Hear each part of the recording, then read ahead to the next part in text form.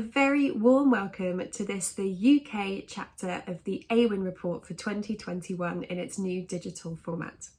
My name is Rosalind Beresford and I'm the Client Partnerships Director here at Awin UK.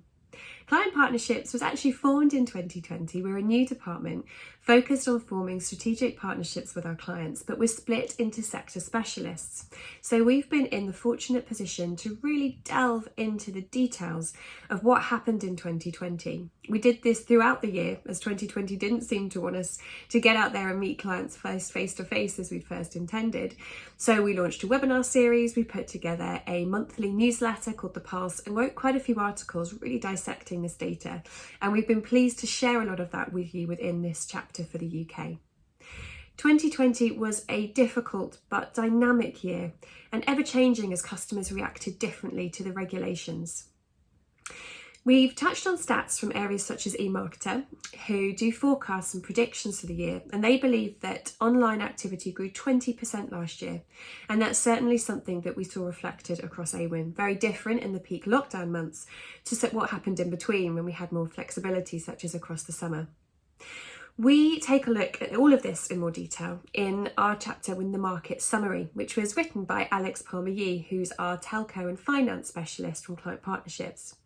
He certainly talks about those sectors and how they fared last year, but he also talks about some bigger macro trends, such as we saw a big shift towards SME. Customers seemed to want to support locally. They had a real interest in sustainability.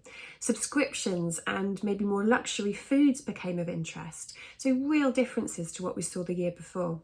There was also a big increase in direct-to-consumer brands using the channel, some of which big brands that always sold through different platforms, having their own websites to sell directly to consumers. And that's really interesting how that trend might continue this year in 2021.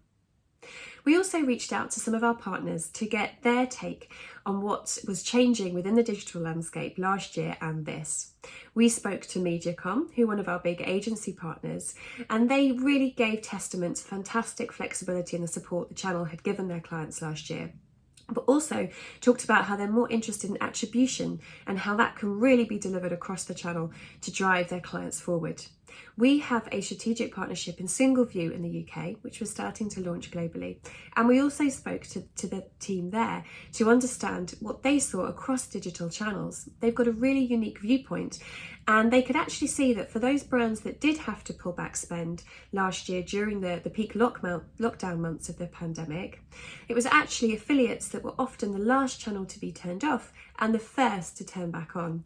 And I think that just shows how important brands find the channel and such strong ROI and flexibility it can show during difficult times. We also spoke to some publishers such as Stylist.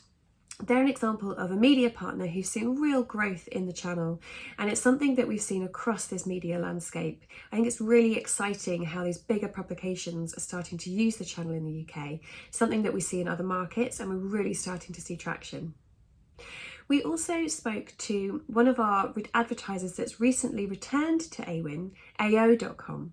They really want to drive the channel forward this year, and we asked them about what the challenges they face within the channel, how different they see the UK versus the other markets they work with us in, such as Germany, and really where they want the channel to go and how it can support them better next year. We've put together a case study for you, and this focuses on one of our big grocery clients in the UK.